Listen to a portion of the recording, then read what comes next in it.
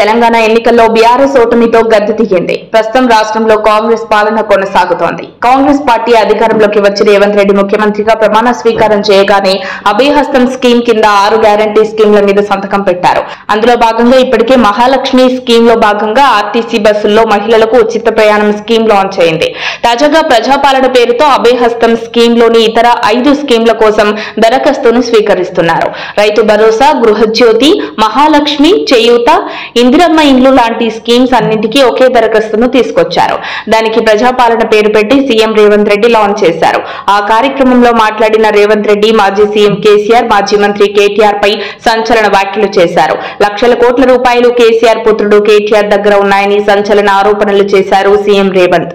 1,00,000 కోట్ల సంపాదనలో 1 లక్ష పోయినా మిగతావి ఉన్నాయి. అవన్నీ పంచాలి. వాటిని పంచాల్సిన పరిస్థితి తీసుకొస్తాం. అవి పంచకుండా తప్పదు అని చెప్పుకొచ్చారు. మేము ఉన్న వాస్తవాలు బయట పెట్టాం. మా ఆర్థిక మంత్రి వాస్తవాలను టేబుల్ చేసి మీరేం చెబుతారో చెప్పండి అని రోజంతా సమయం ఇచ్చాం. అక్కడ చెప్పాల్సింది చెప్పకుండా ఇంటికాడికి వెళ్లి మరో దుకాణం తెరిచారు. వాళ్ళ దగ్గర ఉన్న ఆస్తి ప్రజల రక్త మాంసాలను పీల్చి పిప్పి చేసి సంపాదించుకున్న సంపద. ఈ రోజు వాళ్ళు తింటున్నారంటే అది రక్తపు కూడు. మా వాళ్ళు ఏం చెప్పారు? నిజంగా ఉపయోగపడే వాటిని కూలగొట్టి మళ్లీ నిర్మించారని అన్నారు.